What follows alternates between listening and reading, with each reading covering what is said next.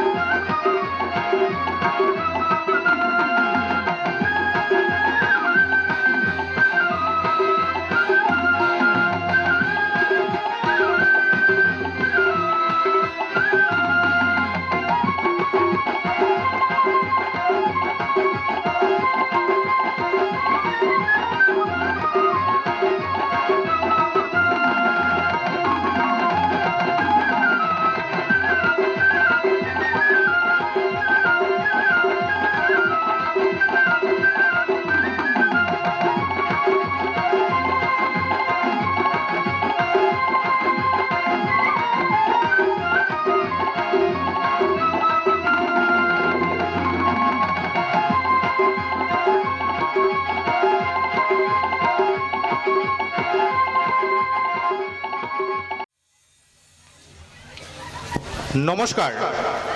শুধুই সম্মানিত নাট্যপ্রিয় দর্শক মণ্ডলী, মাথুর অন্তরঙ্গ নাট্য সংস্থার পক্ষ থেকে আপনাদের সকলকে জানাই শুভ নববর্ষের আন্তরিক প্রীতি ও শুভেচ্ছা।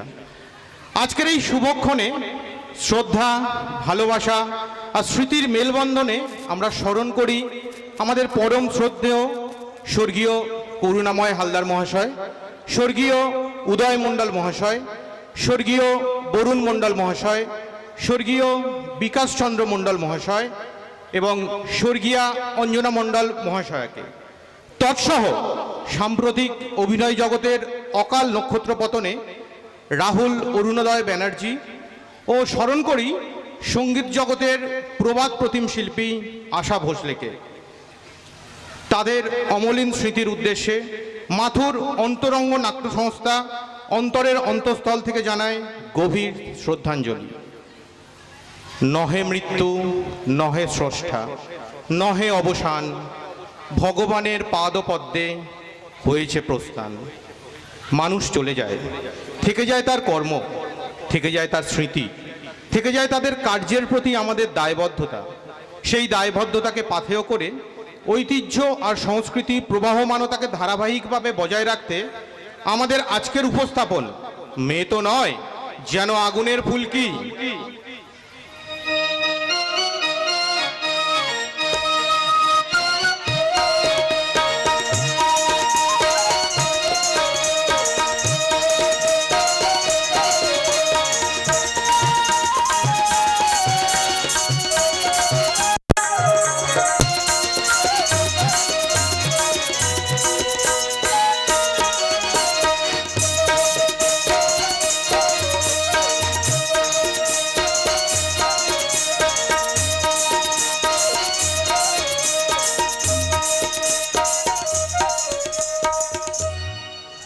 তবে যাত্রা শুরু করার আগে কিছু কথা না বললেই নয়। গতানুগতিক জীবনের ব্যস্ততায় আমরা সবাই আজ যেন নিজেদেরকে হারিয়ে ফেলেছি। আধুনিক সোশ্যাল মিডিয়া আর ফাস্টফুডের ভিড়ে কোথাও যেন আমাদের সেই চেনা লোকসংস্কৃতি, সেই মাটির গন্ধমাখা ঘরোয়া শিল্পীরা হারিয়ে যেতে বসেছে। অন্তরঙ্গ নাট্য সংস্থার প্রচেষ্টা সেই হারিয়ে যাওয়া আবেগকে আবার ফিরিয়ে আনা, যেখানে চোখ ধাঁধানো আলো নেই, কান ফাটানো মিউজিক নেই, গলা ফাটানো সংলাপ নেই, আছে একান্ত আন্তরিকতা, আছে আমাদের ঘরোয়া পরিবেশের সহজ সরল ছোঁয়া। প্রত্যেক বৎসর আপনাদেরকে কাছে পাই অনেক বেশি, তাই প্রত্যাশাও অনেক অনেক বেশি। ঠাকুর শ্রী রামকৃষ্ণ পরমহংসদেব বলেছিলেন, যাত্রার মাধ্যমে লোকশিক্ষা হয়। যা প্রতিফলিত হয়েছে লেখক মঞ্জিল ব্যানার্জির কাহিনী এবং সুবীর রঞ্জন মণ্ডলের সংলাপ সংযোজন, সম্প্রসারণ ও অক্লান্ত পরিশ্রমে। এ কাহিনীর শেষ পরিণতি কি সেটা জানতে আপনাকে অবশ্যই শেষ পর্যন্ত আমাদের সাথে সময় কাটাতে হবে। আমাদের আজকের উপস্থাপনায় দৃষ্টপথের সাবলীলতায় স্বার্থে মঞ্চে কিছু অশ্লীল ভাষা ব্যবহার, ধূমপান বা মদ্যপান ইত্যাদি কিছু কিছু দৃশ্য দেখা যাবে। তার জন্য আমরা ক্ষমা প্রার্থী এবং বাস্তবিকভাবে মাথুর অন্তরঙ্গ নাট্য সংস্থা এর সম্পূর্ণ বিরোধী। চলুন তাহলে আর কথা না বাড়িয়ে আমরা লোকশিক্ষায় ব্রতী হই। আমাদের আজকের যাত্রা অন্যায়ের বিরুদ্ধে প্রতিবাদ এবং গানে গানে মন মাতানো মিষ্টি প্রেমের কাহিনী মেয়ে তো নয়, যেন আগুনের ফুলকি।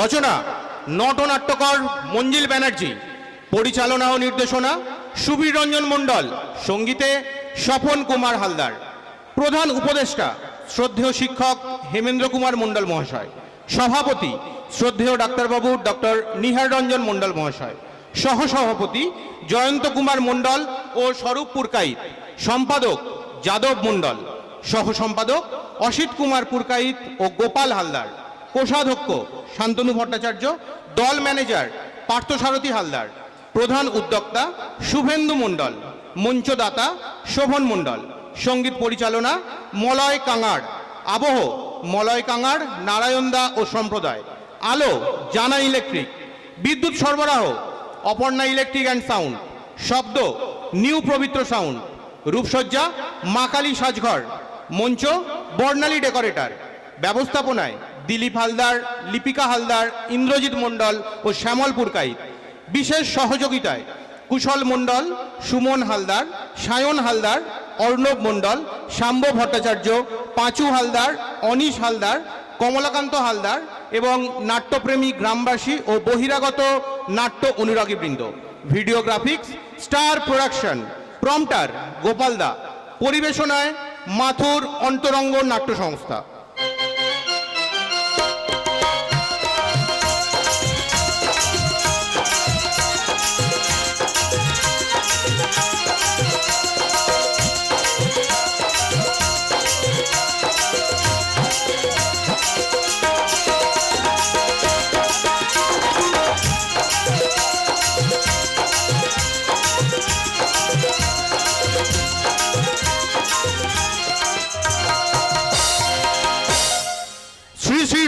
মাতা ও শ্রী শ্রী রাধাকৃষ্ণের চরণ বন্দনা করে বাবা বুড়ো শিবের পাদপদ্মে প্রণাম জানিয়ে পরম পুরুষ ঠাকুর শ্রী শ্রী রামকৃষ্ণদেব, ভক্তিময়ী মা সারদা দেবী ও নাট্যাচার্য গিরিশচন্দ্র ঘোষের আশীর্বাদকে পাথেয় করে স্বর্গীয় উদয় মণ্ডল মহাশয়ের স্মৃতি রক্ষার্থে স্বর্গীয় বিকাশচন্দ্র মণ্ডল মহাশয় ও স্বর্গীয় অঞ্জনা মণ্ডল মহাশয়ের স্মৃতি মঞ্চে এক ঝাঁক ঘরোয়া শিল্পী সমন্বয়ে স্টার প্রোডাকশন নিবেদিত মাথুর অন্তরঙ্গ নাট্য সংস্থার 1433 বঙ্গাব্দের নিবেদন খুন ধর্ষণ অসামাজিক কাজে সমাজটা আজ হচ্ছে শেষ, নারীরা আজ নিরাপত্তাহীন, অশুভ শক্তির বাড়ছে রেশ।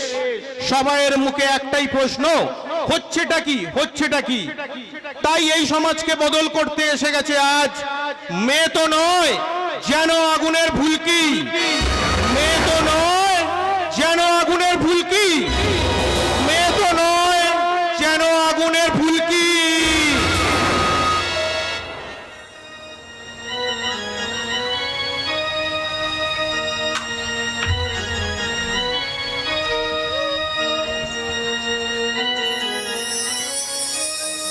কতই রঙ্গ দেখি দুনিয়ায়, ও ভাই রে ও ভাই, কতই রঙ্গ দেখি দুনিয়ায়, ও ভাই রে ও ভাই, কতই রঙ্গ দেখি দুনিয়ায়।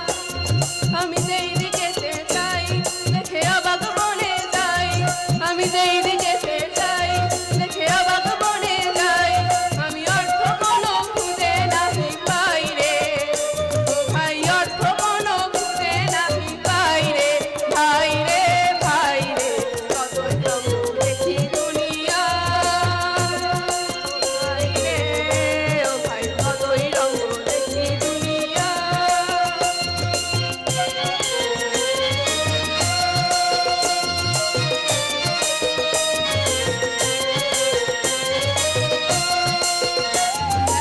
ভালো জনে রইল ভাঙা ঘরে, অন্য দেশে সিংহাসনে চড়ে।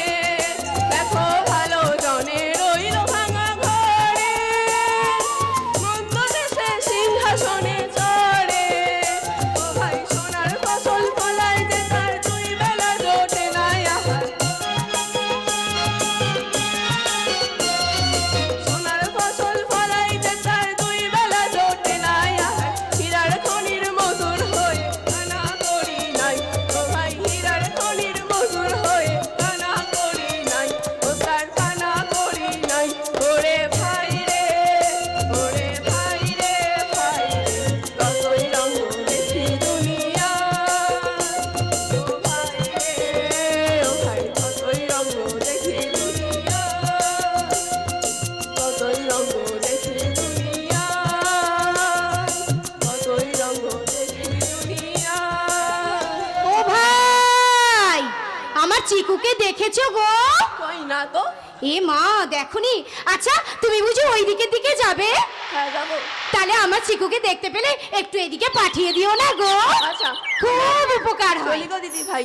এসো। দেখো ভালো জনে রইল ভাঙা ঘরে, মন্দ দেশে সিংহাসনে চড়ে।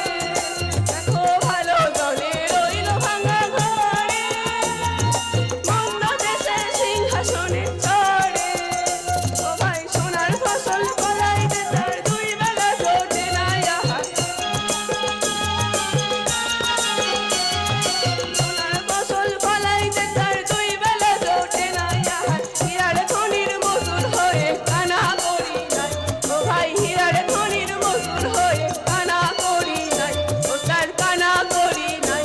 ওরে ভাই রে, ওরে ভাই রে ভাই রে, কতই রঙ্গ দেখি দুনিয়ায়, কতই রঙ্গ দেখি দুনিয়ায়।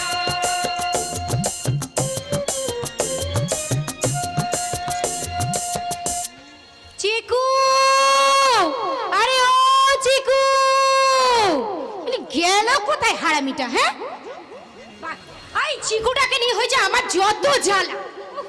কতবার বলেছি আমার হাতছাড়া হয়ে কোথাও যাবি না, না কিছুতেই আমার কথা শুনবে না। এই সুযোগ পেলেই চোখের আড়াল হয়ে যাচ্ছে।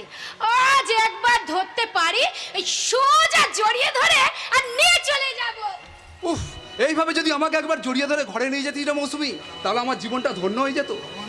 এই ভগবানপুর গ্রামের বউ ঝিদের পেছনে লাগা ছাড়া তোর আর কোনো কাজ নেই রে সপু? কাজ তো আমার এখন একটাই রে মৌসুমি, তোকে জোর করে তুলে নিয়ে গিয়ে বিয়ে করব, তারপর তোকে নিয়ে গিয়ে পুনেতে বেচে দেবো। মুখ সামলে কথা বলবি সপু। গরিবের ঘরে জন্মাতে পারি, কিন্তু আমার ইজ্জতে হাত দিলে না তোর ওই হাত আমি কেটে দেবো।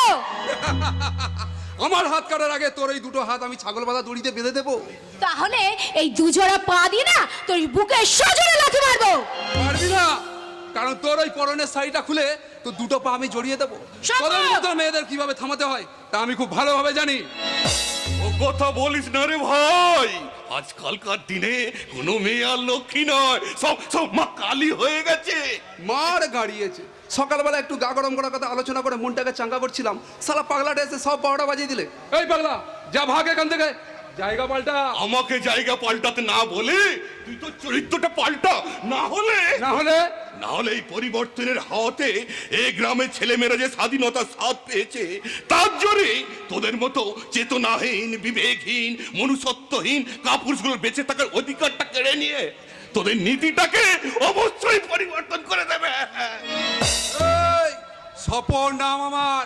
এই ভগবানপুর গ্রামে সবাই আমাকে সপু মোস্তান বলে ডাকে, আর এই মৌসুমীর মতো একরতি মেয়ে পাল্টাবে আমার নীতি, তাহলেই হয়েছে। ওরে গাধা, পরিবর্তনের ঝড়ে কেটে যাচ্ছে দুর্নীতির কালো মেয়ে।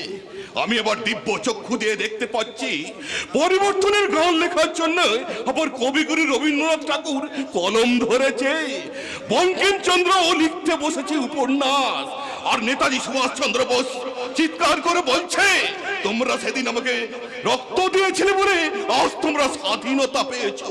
তবে হ্যাঁ, গত 36 বছরের নেতারা কথার খেলাপ করলেও নেতাজি কিন্তু কথার খেলাপ করেননি। তুই শান্ত হও নারায়ণদা, তুমি শান্ত হও। শান্ত তো হতে চাই রে মা, কিন্তু শান্ত যে হতে পারছি না। নারায়ণদা! চোখ বন্ধ করলে আমি দেখতে পাই আমার সীতাকে ওরা জোর করে চিতায় তুলছে, নারায়ণদা! দাউ দাউ করে চিতার আগুনটা চলে উঠলো, আর সেই আগুনে আমার সীতা পুড়ে ছাই হয়ে গেল। এই ভগবানপুরে যে প্রতিবাদ করবে তাকে মরতে হবে রে পাগলা। তুই পুলিশ হয়ে তোর বউকে রক্ষা করতে পারিসনি, আর এই পাবলিক কি করে রক্ষা করবে? তাই তো আমি তো পুলিশ।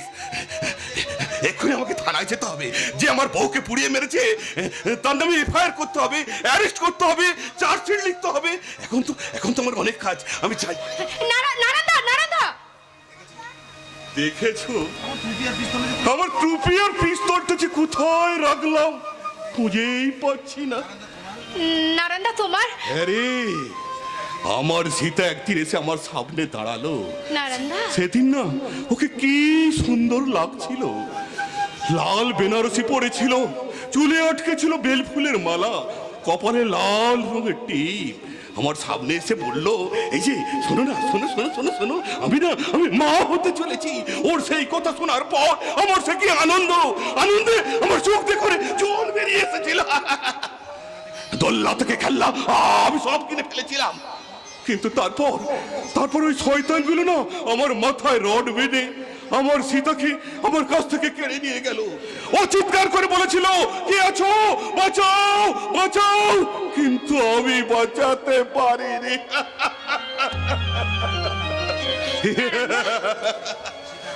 সীতার পাতাল প্রবেশ হয়ে গেল, রাম পাগল পদবী নিয়ে রাজত্ব ছাড়লো। আরে রাবণের দল বসলো ওই অযোধ্যার সিংহাসনে। বাল্মীকি মুনির লেখা রামায়ণ কেজি দরে বিক্রি হয়ে গেল ওই কলিযুগের মুদিখানার দোকানে। নারায়ণদা! প্রিয়কে আমার কেড়েছিস তোরা, ভেঙেছিস ঘর ভারী, সে কথা কি আমি জীবনে মরণে কখনো বলিতে পারি? আদিম হিংস্র মানবিকতায় যদি আমি কেউ হই, স্বজন হারানো শ্মশানে তোদের চিতা আমি তুলবই, তোদের চিতা আমি তুলবই। নারায়ণদা! যা চলে গেল। মানুষটার জন্য ভীষণ ভীষণ কষ্ট হয় সত্যি। সীতা বৌদি মারা যাবার পর থেকে দিন দিন নারায়ণদার মাথাটা একেবারে খারাপ হয়ে যাচ্ছে। ওই পাগলাটার কথা চিন্তা না করে তুই তো নিজের কথা ভাব রে মৌসুমি। আমার কথা না শুনলে তুই ওই সীতার মতো মরবি। সত্যতে দাপর যুগের ইতিহাসে যেমন সীতা ছিল, তেমনি কলি যুগের ইতিহাসেও ছিল ঝাঁসির রানী লক্ষ্মীবাই। ভুলে যাস না সাপু, দুর্গাকে সীতাকে কিন্তু অগ্নি পরীক্ষা দিতে হয়েছিল, আর ওই ঝাঁসির রানী লক্ষ্মীবাই ওই ইংরেজদের দুর্গ জ্বালিয়ে দিয়েছিল। ছেলে মানুষই করছিস মাইরি, জানিস তো আমার মাথার উপর কার হাত আছে, তার চেয়ে বরং বেশি লাফালাফি না করে আমার সাথে চল, নদীর চরে ওই দিকটায় ফাঁকা আছে, চল বলছি। ছেড়ে দে, ছেড়ে দে, ছেড়ে দে বলছি, ছেড়ে দে। ওরা তো ছাড় ছাড় বলছি। বদমাইশি করার আর জায়গা পেলি না, সালা ছুঁচো। মেয়ে দেখলেই জিভ দিয়ে জল গড়িয়ে পড়ে, তাই না? মার গাড়িয়েছে, এতক্ষণে পাগলাটা এসে 12টা বাজালো, এবার 13টা বাজানোর জন্য ভরচেজ বাড়ির পুরো এসে হাজির হয়েছে। ধার হয়েছে দাদু, আমি চলে যাচ্ছি।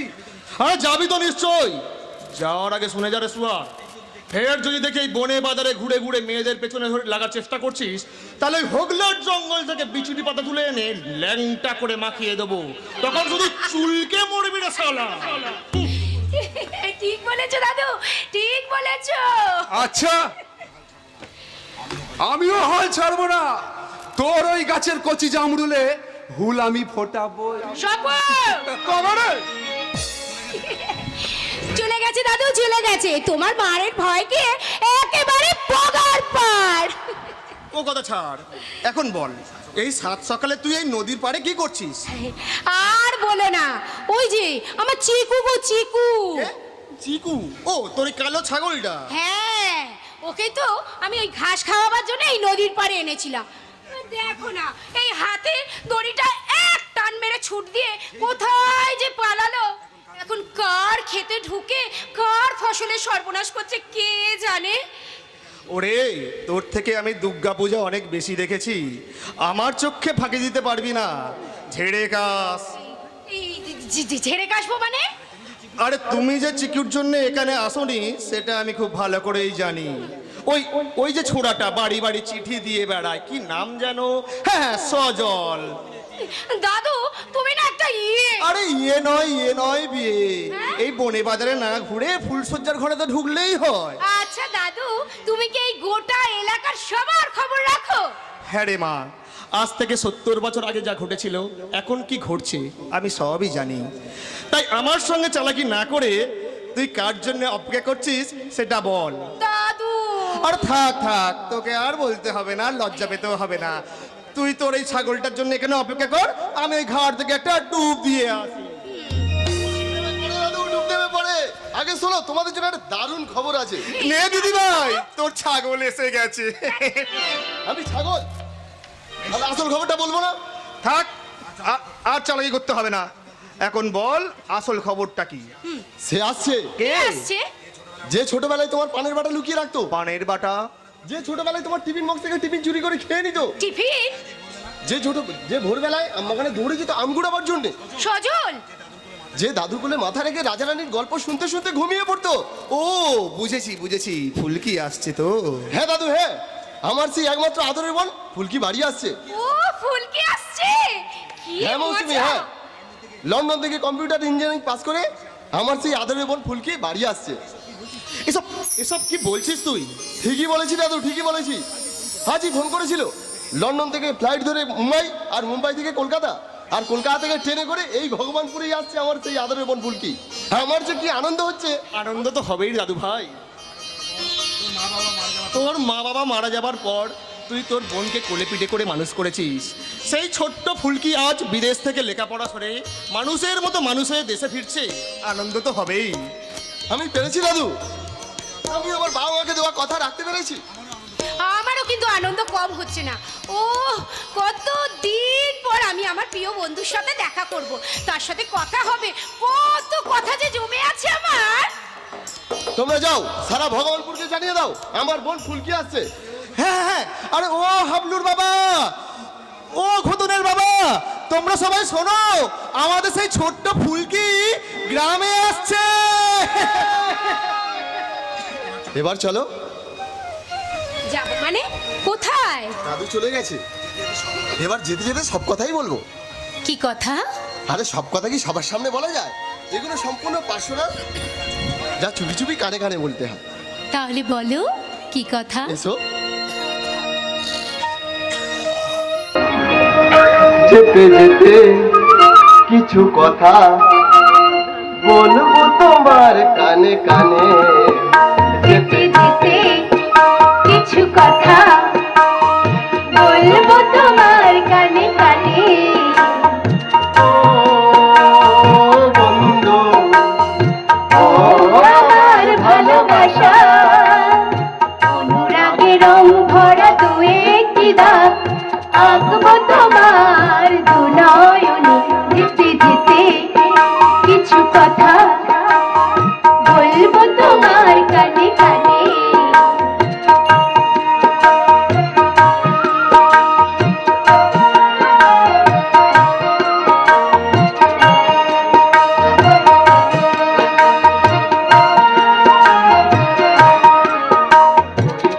যার নাম বুঝি অঞ্জনা, রোদ্দুরে নীল গায়ে নীল ডানা। পাখিটার নাম বুঝি অঞ্জনা, রোদ্দুরে নীল গায়ে নীল ডানা। ওর ঠোঁট থেকে টুকটাক ঝরে ঝরে চলো না গুড়োই দুজনে। ও বন্ধু, ও আমার ভালোবাসা রাগে রাগে দিয়া রাখবো তোমার দুয়ারে। যেতে যেতে কিছু কথা বলবো তোমার কানে কানে।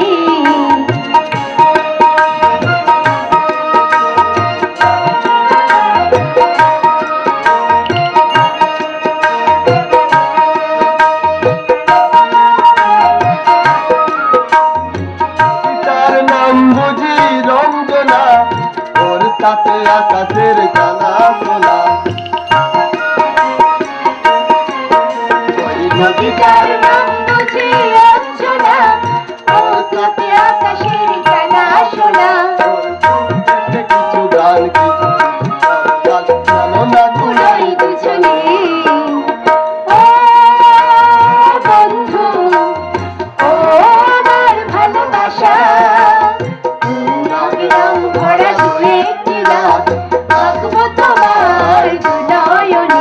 যেতে যেতে কিছু কথা বলবো তোমার কানে কানে।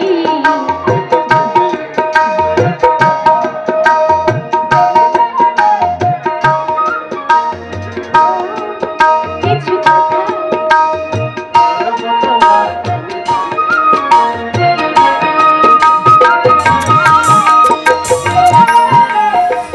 কে বন্ধু কে শত্রু সব আমি জানি না, আমি শুধু একটা কথাই বুঝি, আমার এই পোশাকে দুটো পকেট ভর্তি করতে আর নিজের ভবিষ্যৎ উজ্জ্বল করতে বিলাস বর্মনের বাড়ি চলে এসেছি। কথায় আছে লাগে টাকা দেবে গৌরী সেন, কিন্তু আমার ক্ষেত্রে গৌরী সেন নয়, টাকা দেবে বিলাস বর্মন। স্যার, হ্যাঁ, বলুন। শুধু আপনার ক্ষেত্রে কেন বলছেন হরেকৃষ্ণ? এই আমাদের মতো ছোটখাটো হাবিলদার গুলোকে তো বাঁচিয়ে রেখেছে বিলাস বাবু। তা যা বলেছো গোবিন্দ, এই বিলাসবাবু ছিলেন বলেই তো দুটো হাঁড়ির ভাত খেতে পাচ্ছি। আপনি এমন ভাবে কথা বলছেন হরেকৃষ্ণ, যেন সরকার আমাকে আপনাকে মাইনে দেয় না। শুধু বিলাস বাবুর টাকাতেই আমার আপনার মতো সংসার চলছে। তবে হ্যাঁ, আমাদের পকেটেও কিছু হরেকৃষ্ণ আছে স্যার। মাস গেলে সরকারের কাছ থেকে মাইনেও পাচ্ছি, আবার বিলাস বাবুর কাছ থেকে ঘুষও নিচ্ছি। ঘুষ বলো না ভাই, ঘুষ বলো না, ওই ঘুষ শব্দটাই আমার একটু আপত্তি আছে। কেন হরেকৃষ্ণ? এই শুনতে কিরকম খারাপ খারাপ লাগে। কেন হরেকৃষ্ণ? আরে এই যে একের পর এক রেল দুর্ঘটনা হচ্ছে, তাতে শয়ে শয়ে মানুষ মারা যাচ্ছে, কত মালখোর নেশা করতে করতে মারা যাচ্ছে, তা যারা মারা যাচ্ছে সরকার তাদের টাকা দিচ্ছে, এটা কি ঘুষ? না, এটা হলো সহানুভূতির মূল্য। তারপর ধরো কোনো মন্ত্রী কোনো জনগণের কোনো কাজ করে দিচ্ছে, তাহলে সেই জনগণ মন্ত্রীর টেবিলের তলা থেকে মন্ত্রীকে টাকা দিচ্ছে, এটা কি ঘুষ? না, এটা হচ্ছে পার্টি ফান্ডের চাঁদা। তারপরে ধরো তারাপীঠ থেকে তারকেশ্বর, কামাখ্যা থেকে কালীঘাট, শয়ে শয়ে মানুষ মা আমাকে ওটা দাও, মা আমাকে এটা দাও বলে মন্দিরে গিয়ে মাথা ঢুকছে, এটা কি ঘুষ? না, এটা হলো প্রণামী। তা জনগণ নিলে ঘুষ নয়, মন্ত্রী নিলে ঘুষ নয়, আর ভগবান নিলেও ঘুষ নয়, শুধু পুলিশ নিলে ঘুষ। স্যার, আপনার মতো খরচর লোক নাই না, এমন হরকৃষ্ণ আমি দুটো দেখিনি। তা দেখবে কি করে ভাই, দেখবে কি করে? আমি বাবা মায়ের একমাত্র ছেলে। আমি হওয়ার পরে বাবার হাই, হাঁপানি, প্রেশার, সুগার সব হয়ে গেল। মা বলল এই যাত্রা ইয়ে মানে থাক। সেই থেকেই আমি একা। সে তো বুঝলাম হরে কৃষ্ণ, কিন্তু বিলাসবাবু এখন আসছে না কেন? আসবেন যখন বলেছেন তিনি নিশ্চয়ই আসবেন, শুধু তার জন্য অপেক্ষা করতে হবে। অপরাজিতা? হ্যাঁ, হরে কৃষ্ণ, আমি ভারতবর্ষের প্রথম সারির শিল্পপতি বিলাস বর্মনের একমাত্র সেক্রেটারি অপরাজিতা। স্যারকে আমি যতটা চিনি তার এক অংশও আপনারা চেনেন না। তিনি যখন কথা দিয়েছেন আসবেন, তখন ঠিক ঠিক টাইমেই তিনি আসবেন। অপরাজিতা? তার জন্য শুধু অপেক্ষা করতে হবে। অপেক্ষা করতে হবে? হ্যাঁ, অপেক্ষা। তিনি নিজে যে কোনো সময় হাজির হতে পারে, হয়তো ক্ষুধার্ত বাঘের মতো কিংবা দানবীর হরিশ্চন্দ্রের মতো। অপরাজিতা? তো অপেক্ষা করতে হবে তার জন্যে, যার ডান হাত জানে না বাঁ হাতের খবর, তার একটা ছবলে গোখ্রসা পৃথিবীতে দ্বিতীয়বার জন্মাতে ভয় পায়, শিরা উপশিরায় যা থমনিতে জ্বলছে, যার হিংস্র তার রক্ত। অপরাজিতা? গীতা, বাইবেল, কোরআনকে যে মানে না, আল্লাহ গড ভগবানকে যে বানাতে চায়, তার কৃতদাস। অজগরের মতো গোটা সমাজটাকে যে গোল গিটে খেতে আসছে, তার জন্য আপনাদের অপেক্ষা করতে হবে। আর অপেক্ষার সময়ের কাটা যখন চলে আসবে, তার তৈরি করা সময়ের নির্দিষ্ট সময়ে, তখন সে ক্ষুধার্তভাবে চারিদিক থেকে এসে হাজির হবে আলোকিত করে, আর বলে উঠবেন, প্রজাপতি মনটায় আমার বেড়াই উড়ে উড়ে, ইচ্ছে করে যাই চলে যাই শহর থেকে দূরে। প্রজাপতি মনটায় আমার বেড়াই উড়ে উড়ে, ইচ্ছে করে যাই চলে যাই শহর থেকে দূরে, শহর থেকে দূরে। স্যার আপনি কি ব্যাপার বলুন তো? আজকে যেমন উল্টো পথে হাঁটছেন, আমি তো কিছুই বুঝতে পারছি না ব্যাপারগুলো। একদম ঠিক। সারা জীবন তো হরে কৃষ্ণ টাকা ছাড়া কাউকে চিনলে না। শুধু একদিন ভালোবাসা, মৃত্যু যে তারপর, তাও যদি পাই আমি তাই চাই, তাও যদি পাই। চাই না বাঁচতে আমি প্রেমহীন হাজার বছর, চাই না বাঁচতে আমি প্রেমহীন হাজার বছর। বিলাসবাবু? স্যার কি ভাবছেন আমি কেন গান গাইছি? আরে টেনশন কমাবার জন্য গান গাওয়াটা খুব জরুরি। গান না গাইলে আমার আবার টেনশন হবে। সেখান থেকে আমি আমার ক্ষমতাকে মেনশন করে সমাজের বুকে ছড়িয়ে দেবো পলিউশন। তখন আমার কাছে তুচ্ছ হয়ে যাবে সবকিছু রিলেশন। আদর্শ চেতনা সততারা তখন খুঁজে পাবে না কোনো সলিউশন। তা দেখে লোভ লালসার হেডকোয়ার্টার্সে আমার হবে প্রমোশন। আর তখন আপনারাই বলবেন mister Vilas Barman, congratulation, congratulation, congratulation. Aparajita, Aparajita, my sweet at secretary, আজকে তোমার এই পোশাকে যা সেক্সি লাগছে না, মনে হচ্ছে এক্ষুনি একবার। স্যার আস্তে কথা বলুন, পাশের ঘরে আপনার স্ত্রী আছে, উনি যদি শুনতে পায় আপনার সঙ্গে আমাকেও খারাপ ভাববে। তুমি একদম চিন্তা করো না, কারণ আমার বউ এখন বাড়িতে নেই, স্বামীর মঙ্গলের জন্য মন্দিরে পুজো দিতে গেছে। সে না হয় বুঝলাম, কিন্তু আমাকে এখানে কেন ডেকে পাঠিয়েছেন কেন সেটাই তো বুঝলাম না। আপনার উপর আমার ভীষণ রাগ আছে তুষারবাবু। কেন? আমি আবার কি করলাম? আরে ওই জন্যই তো রাগ হচ্ছে, এখনো কিছু করেননি কেন? দিনকাল খুব খারাপ তুষারবাবু, একটু চোখ কান খোলা রেখে চলবে।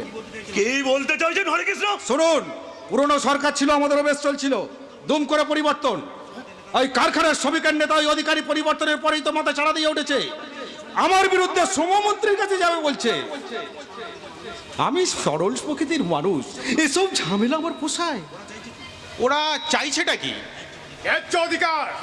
আরে এই তো অধিকারী, অধিকারী অধিকার চাইতে চলে এসেছে। তারপরে বলো বাড়ির খবর সব ভালো তো? আমার বাড়ির খবর না নিয়ে আমাকে কেন ডেকেছেন সেটাই বলুন। বাহ বাহ, খুব তাড়া আছে দেখছি।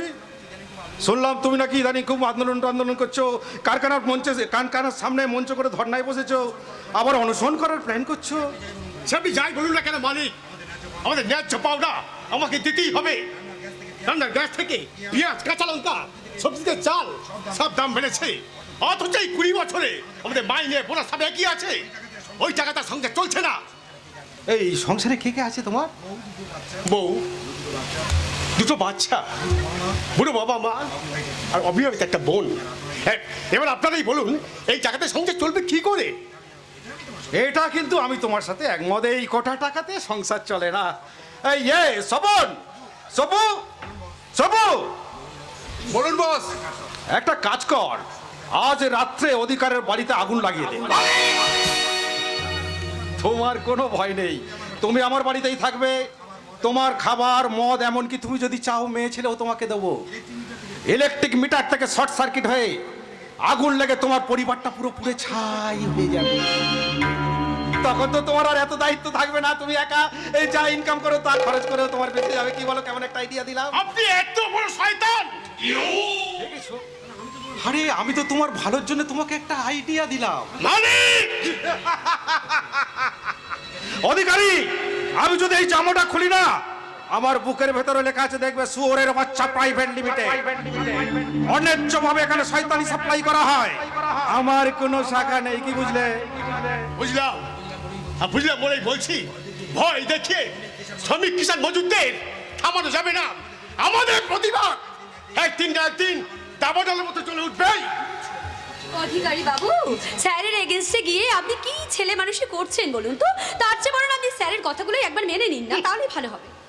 হ্যাঁ, এতে আপনিও মরবেন আর সংসারটাকেও মারবেন।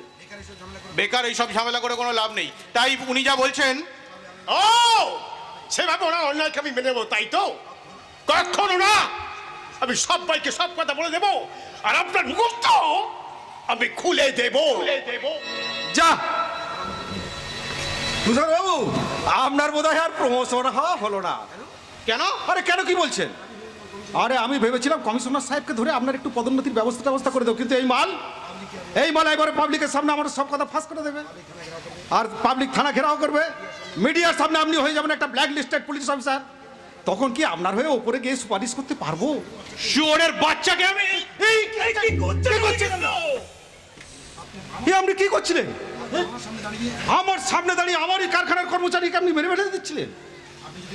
আপনি যদি গুলিটা চালিয়ে দিতেন তাহলে আমিও আপনাকে প্রাণে মেরে দিতাম। শুধু পিস্তল বের করেছেন, তার জন্য একটা ছোট্ট শাস্তি দিচ্ছি। আপনি কি করলেন স্যার? কই, আমি তো কিছু করিনি, যা করলে তুমি করলে। না, আমি তুমি পুরুলিয়া জঙ্গলে গিয়ে ওই অস্ত্র সাপ্লাই করো, এই কথাটা শোনার পর তুষার বাবু তোমাকে অ্যারেস্ট করতে আসে। আর তুষার বাবু তোমাকে অ্যারেস্ট করতে যেতে তুমি তুষার বাবুর পা লক্ষ্য করে গুলি চালাও, আর তুষার বাবু প্রাণ বাঁচাতে তোমাকে গুলি করে মেরে দেয়।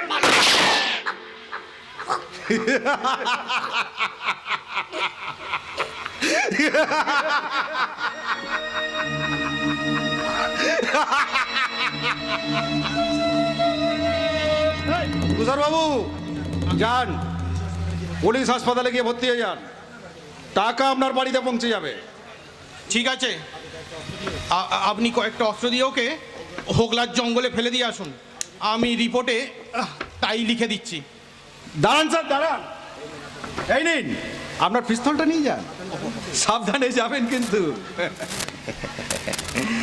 আপনি কি জিনিস মায়েরি, নেহাত পায়ে গুলি লেগেছে, তাহলে আপনাকে সাষ্টাঙ্গে প্রণাম করতাম। চলি চলে হরে কৃষ্ণ, চলি। শ্রবণ, যা ওই সত্যমেব জয়তের বাচ্চা যেভাবে বলে গেল, ওই অধিকারীর লাশটা সেইভাবে সাজিয়ে দিয়ে আয়। ঠিক আছে বাবু।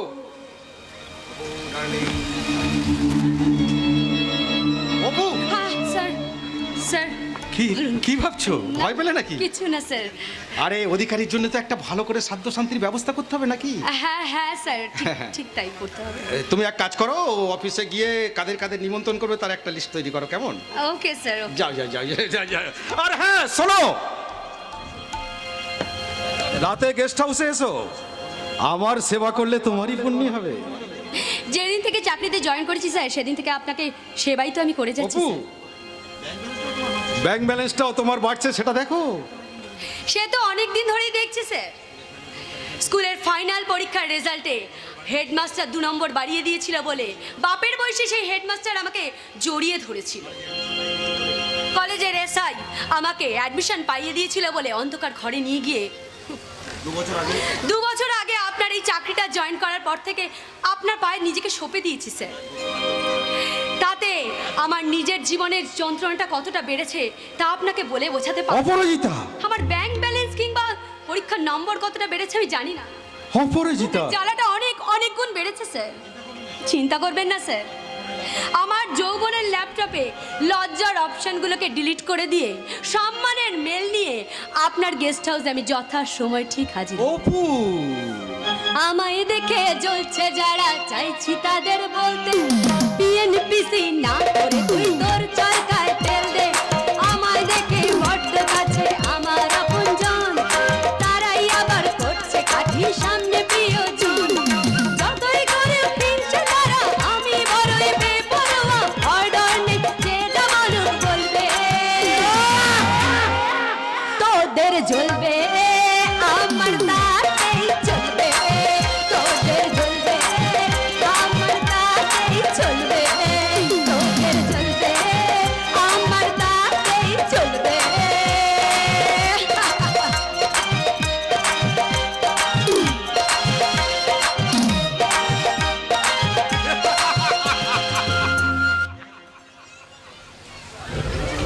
দেখেছেন আমি কেমন কম্পিউটারাইজ রক্ষিতা পুষেছি? তবে এতে আমার কোনো দোষ নেই, বুঝেছেন? কারো চোখ খারাপ হলে ডাক্তার বলে এই চশমা নিতে, কারোর পেট খারাপ হলে ডাক্তার বলে ওষুধ খেতে। আমার আবার ওই চরিত্র খারাপ, আমার মেয়ে ছেলে চাই। এটাও একটা রোগ, এটাও ডাক্তার বলেছে মেয়ে ছেলে চাই। তবে কদিন ধরে না এই মেয়ে ছেলের জন্য তো টাকা লাগবে, কোথা থেকে যে টাকা আসবে আমার মাথায় কিছুতেই আসছে না। আবার টেনশন হচ্ছে, ও আর টেনশন হলে কি করতে হয়? হ্যাঁ ঠিক ধরেছেন, গান। সব তোমারই জন্য, সব তোমারই জন্য, তোমারই জন্য, সব তোমারই জন্য, সব তোমারই জন্য, সব তোমারই জন্য, তোমারই জন্য, সব তোমারই জন্য। তুমি ভালোবাসো তাই তোমারই জন্য, সব তোমারই জন্য, সব তোমারই জন্য।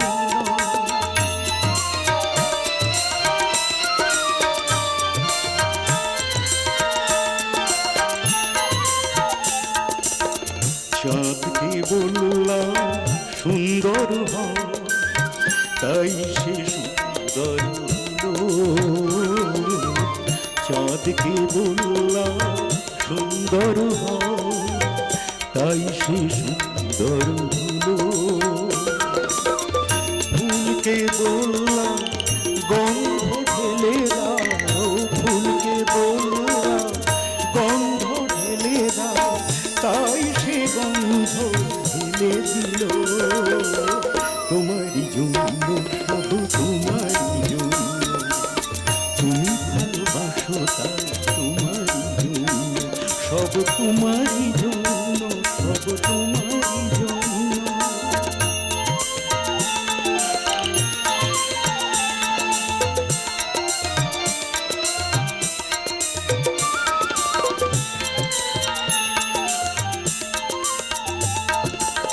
আকাশকে বললাম আরো নীল হও, তাই সে হলো এত নীল। আকাশকে বললাম আরো নীল হও, তাই সে হলো এত নীল। নদীকে বললাম নিরবধি বয়ে যাও, তাই সে বহে ঝিলমিল ঝিলমিল। তোমারই জন্য, সব তোমারই জন্য, তুমি ভালোবাসো তাই তোমারই জন্য, সব তোমারই জন্য, সব তোমারই জন্য।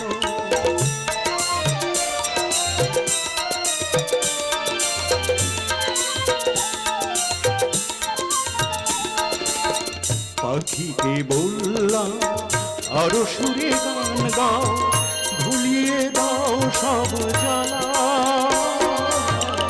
পাখিকে বললাম আরো সুরে গান গাও, ভুলিয়ে দাও সব জ্বালা। সাগরকে বললাম আরো ঝিনুক দাও, গেঁথে দেব মুক্তোর মালা। তোমারই জন্য, সব তোমারই জন্য, তুমি ভালোবাসো তাই তোমারই জন্য, সব সব তোমারই জন্য, সব তোমারই জন্য।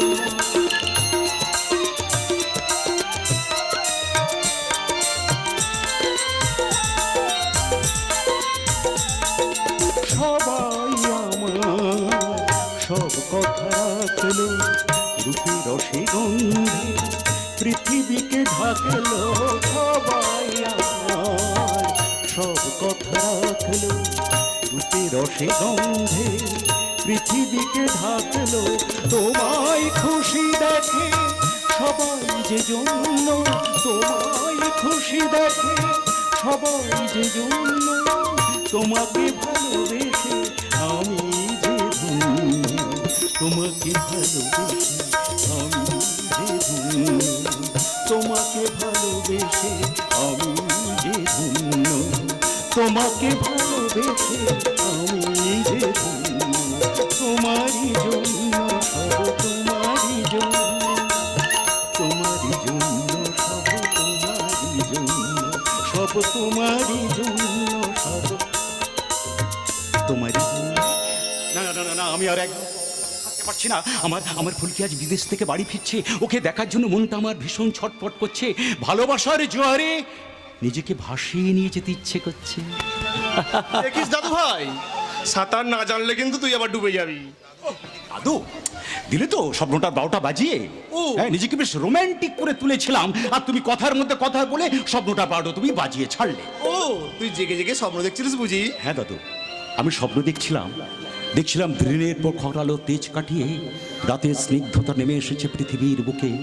জ্যোৎস্না রাত, অন্ধকার রাতকে করে তুলেছে মায়াবী। কোটি কোটি গ্রহ নক্ষত্র গাইছে প্রেমের গান। নীল আকাশের বুকে ধরা দিয়েছে চাঁদ, আর নীল আকাশ নিজেকে সামলে রাখতে না পেরে কি বলছে জানো? কি বলছে? ও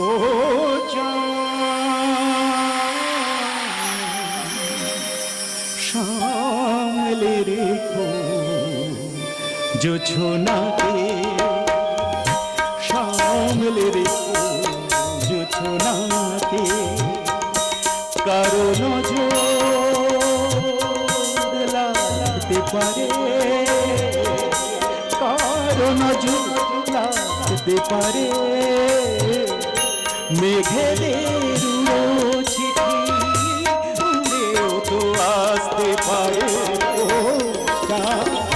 সামলে রাখো জোছনাকে, সামলে রাখো জোছনাকে, সামলে রাখো জোছনা।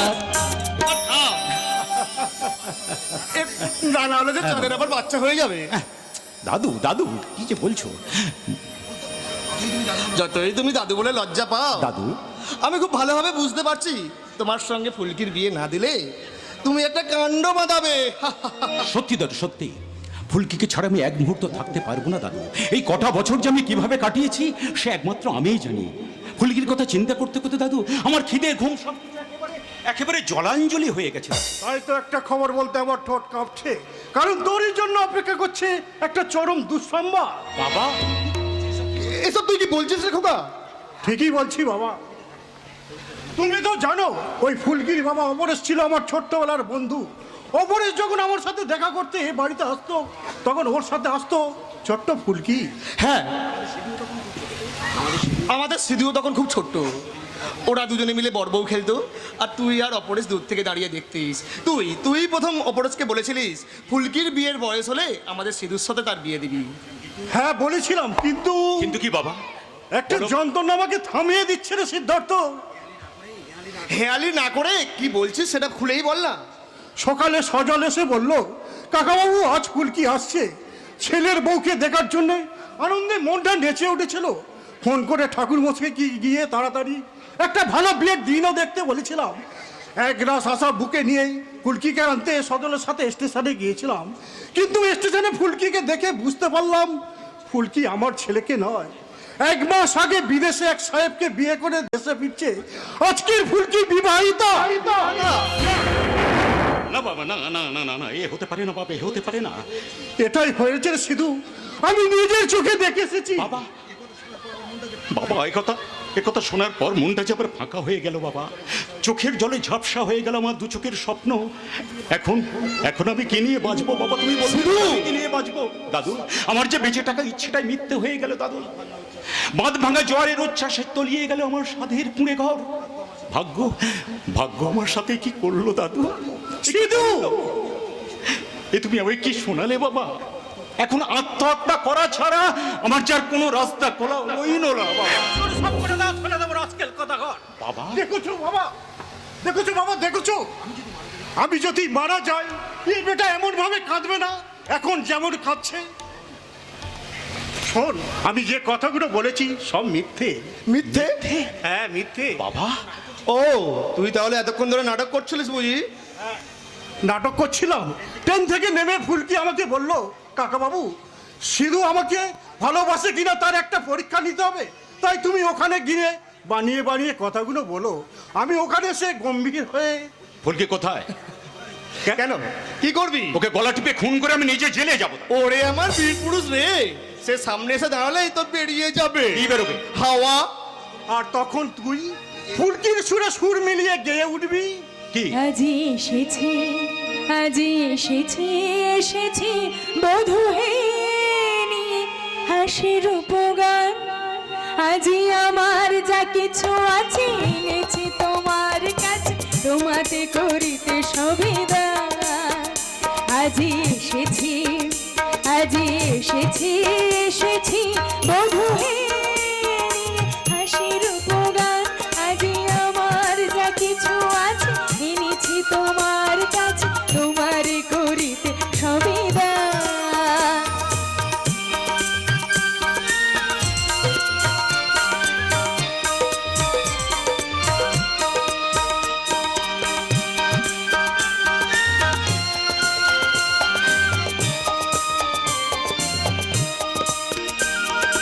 আমার চরণে রাখি আমার কুসুম হার, এ হার তোমার গলে দিব ধূপহার।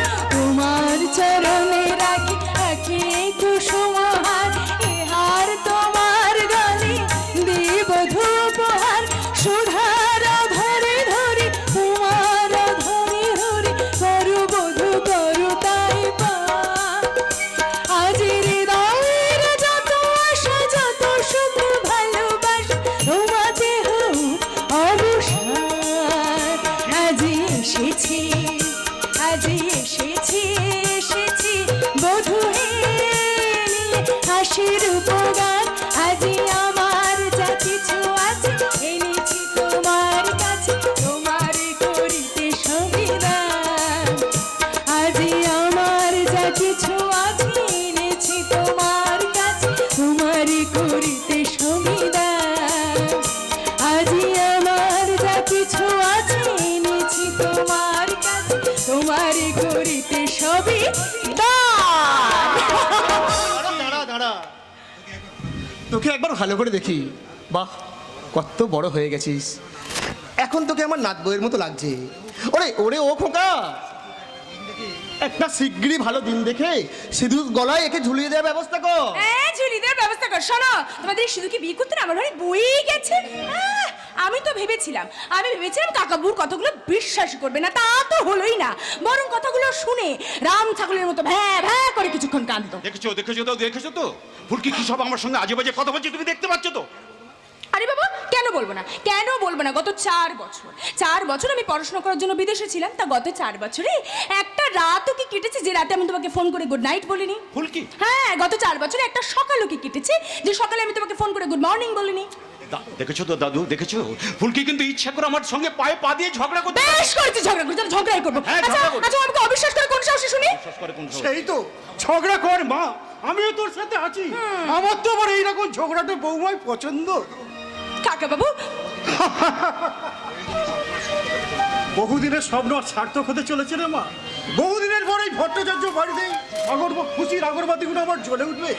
সানের সন্ধে মুখরুতে হয়ে গোটা গ্রাম লাল বেনারসি পরে কপালে চন্দনের ফোঁটা দিয়ে তুই আসবি এই ঘরে। কিন্তু মনে রাখিস মা, সিঁদুর কাছে তুই বউ, তোর দাদুর কাছে তুই নাচ বউ, কিন্তু আমার কাছে তুই শুধু আমার মেয়েরই, শুধুই আমার মেয়ে। ও কাকাবাবু যা, কাকাবাবু তো মেয়ে বলেই চলে গেল। এদিকে যে আমার ভীষণ খিদে পাচ্ছে, পেটে ছুঁচুই ডন মারছে। ও মারি সে কি রে, তোর খিদে পেয়েছে খিদে পেয়েছে বুঝি, না খিদে পাবে না? আরে পাবে না খিদে? সেই সেই কলকাতা থেকে কতটা রাস্তা আমি ট্রেনে করে এসে যখন স্টেশনে নামলাম, দাদার হাতে লাগেজগুলো তুলে দিয়ে বললাম তুই বাড়ি যা, আমি দাদুর বাড়ি থেকে খেয়ে তারপর যাবো। আরে বাবা তাড়াতাড়ি খেতে দেবে, চলো তো। বল বল কি খাবি? আচ্ছা তোমার মনে আছে সেই সেই স্কুলে যাওয়ার সময় ছোটবেলায় আমি তোমার এখানে চলে আসতাম, আলু পোস্ত খেতে ভালোবাসতাম বলে তুমি রোজ আলু পোস্ত করে দিতে। হ্যাঁ, আর তোমার জন্য তৈরি করা আলু পোস্ত খেতে খেতে আমরা সজলের পেটে চড়া পড়ে গেল। বেশ হতো, আজ আমি আলু পোস্তই খাবো। এই যে শোনো দাদু, আমি আলু পোস্ত আর বিউলির ডাল দিয়ে ভাত খাবো, সঙ্গে মৌরলা মাছের টক। তুই এখনো সেই আগের ফুলকেই আছিস, কোনো চিন্তা করিস না। তুই আসবি শুনে প্রশান্তকে দিয়ে আমি সব রান্না করিয়ে রেখেছি, তুই একটুও পাল্টাস না। হ্যাঁ, আর আমি পাল্টাবো না কোনোদিন। আমি তোমাদের ফুলকেই থাকবো। শোনো, আমি গাছে উঠবো, আমি তোমার নাতির সঙ্গে ঝগড়া করবো, আর কোনো অন্যায় দেখলে আমি তার প্রতিবাদ করব। সব ঠিক আছে ফুলকি, সব ঠিক আছে, কিন্তু এখন সব প্রতিবাদ করার কোনো দরকার নেই ফুলকি। গ্রামের অবস্থা কিন্তু এখন খুব ভালো নয় ফুলকি। এই 4 বছরে গ্রামের অনেক কিছু পাল্টে গেছে। তো গেছে, ভালো হয়েছে, পাল্টে গেছে তো কি করবো? তাই বলে আমাকে প্রতিবাদ করে থামিয়ে দিতে হবে? না, অন্যায় দেখলে প্রতিবাদ আমি করবই। আচ্ছা, তুমি যদি এত ভয় পেয়ে যাও, তাহলে সঠিক খবরগুলো তুমি সংগ্রহ করবে কেমন করে? আরে ওসব কথা এখন থাক সিধু, আমি বলে কি তোরা দুজনে মিলে গল্প কর, আমি বরঞ্চ তোদের খাবারের ব্যবস্থা করি। আমি যাই। ওরে ও প্রশান্ত, আরে দূর দাঁড়াও না, আমিও তোমার সঙ্গে যাবো। চলো না। দাঁড়িয়ে পড়লে কেন? চলো। আরে দেখছিস না ওই হ্যাংলাটা কেমন ইশারা করে তোকে ডাকছে? কেন ডাকছে বলো তো? ওই সারাদিন ধরে চাঁদকে জড়াচ্ছিল, এখন তোকে জড়াবে বলে। দাদু তবে দেখিস দিদি ভাই, সাবধানে জড়াজড়ি করিস, দরজাটা না আবার খোলা আছে। দাদু তুমি কিরকম মেয়ে বলো তো? হ্যাঁ, কিরকম মেয়ে তুমি? দাদুর পেছন চলে যাচ্ছিলে, আমার কথা কি তখন একটিবারের জন্য মনে পড়ে না? আসলে না, আসলে কি? আসলে বলো। তোমাকে মুরগি বানাতে পার।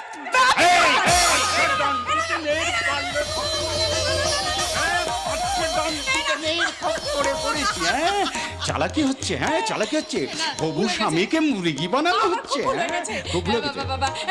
সরি বাবা, আর এরকম ভুল কোনোদিন হবে না। তাহলে শোনো, কি এভাবে কেউ সরি বলে না। কিভাবে বলে? এই তুমি বিদেশ থেকে ঘুরে এলে, জানো না কিভাবে সরি বলে? না, জানি না। তা জানো না? না, তোমাদের খাওয়া হয়ে গেলে বলো, হজমের ওষুধ দেবো।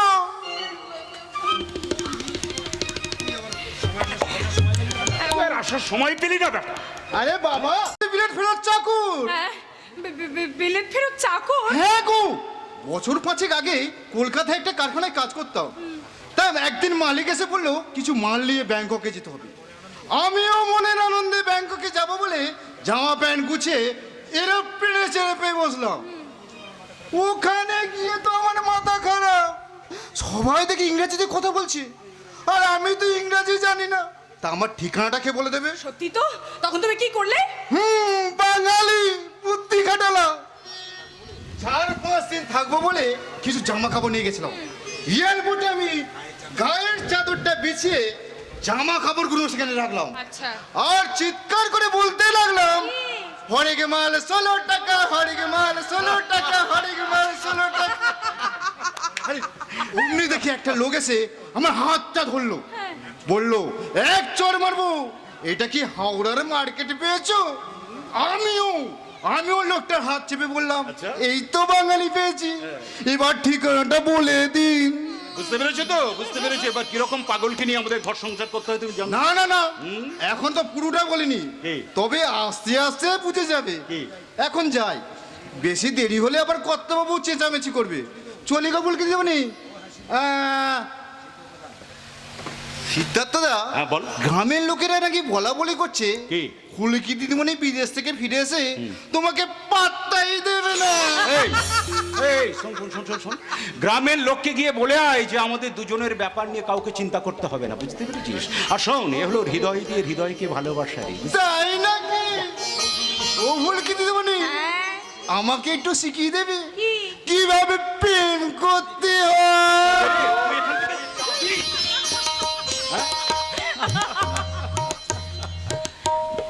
কি হলো? কি দেখছো অমন করে আমার দিকে চেয়ে? তোমার ওই চোখ।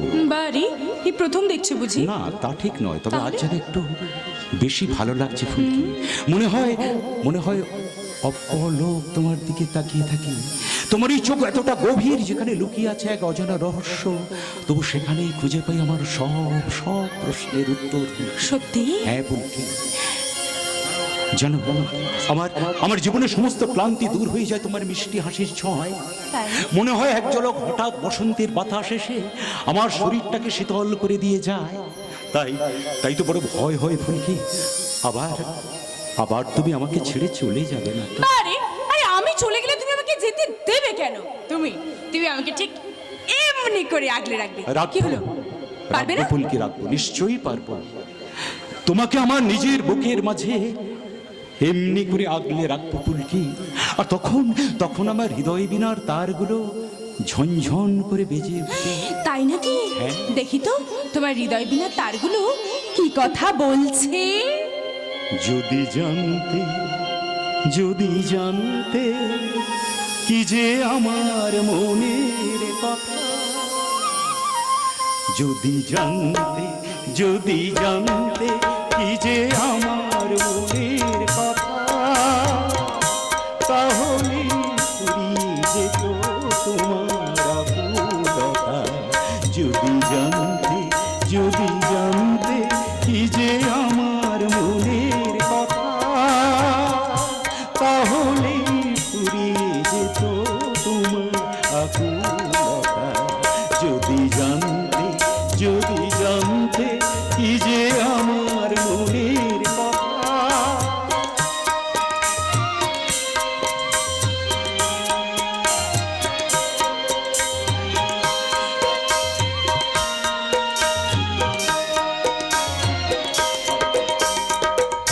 সব যদি আগে জানো রোমাঞ্চটা থাকবে কোথায়? কিছুটা দ্বন্দ্ব মানে জীবনে ছন্দ মানে, কিছুটা দ্বন্দ্ব মানে জীবনে ছন্দ মানে, সব কিছু ফুরিয়ে যাবে আগে জানলে তা। যদি জানতে কি যে আমার মনের কথা, তাহলে ফুরিয়ে যেত আমার আকুলতা। যদি জানতে কি যে আমার মনের কথা।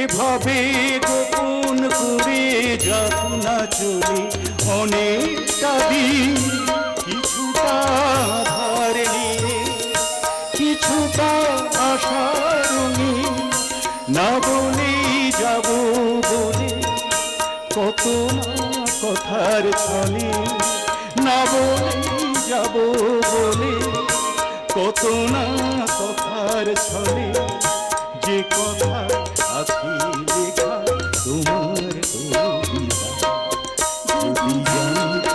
যদি জানতে কি যে আমার মনের কথা, তাহলে ফুরিয়ে যেত তোমার আকুলতা। যদি জানতে কি যে আমার মনের কথা, তাহলে ফুরিয়ে যেত তোমার আকুলতা।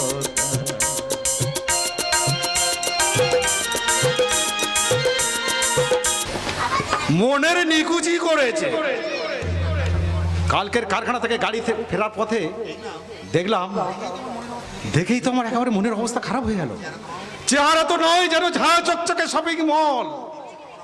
লোভ, লালসা, কামনা, বাসনার মালপত্রগুলো সব থরে থরে সাজানো।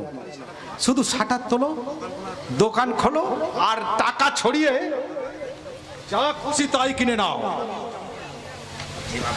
যেমন করেই হোক, যেভাবেই হোক, ওই ফুলকিকে আমার চাই। স্যার আপনার একটু ভুল হয়ে যাচ্ছে। ফুলকি কিন্তু আর 5টা মেয়ের মতো সাধারণ মেয়ে নয় যে আপনার কামনা বাসনার খাটে আপনি তাকে যখন তখন তুলতে পারেন। বিলাস বর্মন যা চায় তাই পায় অপরাজিতা। স্যার আপনি কিন্তু একটা বিশাল বড় খেলায় মেতে উঠেছেন স্যার। এই খেলায় মেতে উঠে আপনি যদি জানতে পারে, মানে ফুলকি আর ফুলকির দাদা যদি জেনে পারে কোনো কারণে যে আপনার ওই অতীত ইতিহাসের কথা, তখন কি হবে ভাবতে পারছেন? অপরাজিতা, হ্যাঁ, খেলা খেলতে খেলতে আপনার অতীত ইতিহাস যদি আবার পুরনোভাবে দিনগুলোর মতো ফুটে ওঠে ফুলকি আর ফুলকির দাদার সামনে, তখন কি হবে স্যার? তুমি আমার সেক্রেটারি, তাই বলে এই নয় তোমাকে আমি গোপন কথাগুলো বলেছি বলে তুমি সবার সামনে সেগুলো ফাঁস করে দেবে। স্যার গোপন কথাগুলো তো এতদিন গোপনই ছিল, কিন্তু এই খেলা খেলতে গিয়ে যদি আপনার পুরনো অতীত যদি সকলের সামনে উঠে আসে, তাহলে কি আপনি ছাড় পাবেন ওই সজল আর ফুলকির কাছে? তার আগে আমি তোমার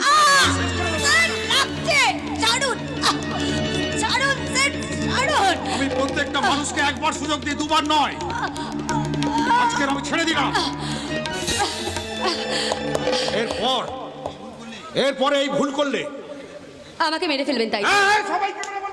সবাইকে, তোমার বাবা মা, এমনকি তোমার বাড়ি যদি ঝিচাকর থাকে তাহলে সবাইকে আমি মেরে দেবো, কারণ আমার প্যাকেজে খুন করতে খুব ভালো লাগে। আবার টেনশন হচ্ছে, ও আর কিছু গানও মনে আসছে না। মায়াবী তিথি হো এই মধুর গীতি, আর কি পাবো কোনদিন বলো না গো চিরাতের তিথি, এই মায়াবী তিথি এই মধুর গীতি, আর কি পাবো কোনদিন বলো না গো চিরাতের তিথি, এই মায়াবী তিথি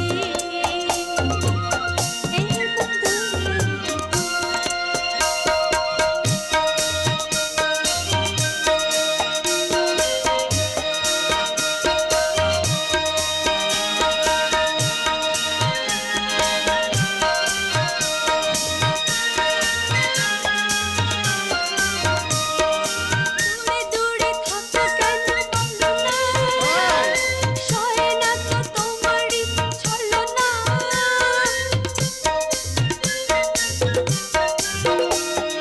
দূরে দূরে থাকো কেন বলো না, সয় না তো তোমারই ছলো না, যে কয় এই রীতি এই মায়াবী তিথি এই মধুর গীতি, আর কি পাবো কোনদিন বলো না এই চিরাতের তিথি, এই মায়াবী তিথি।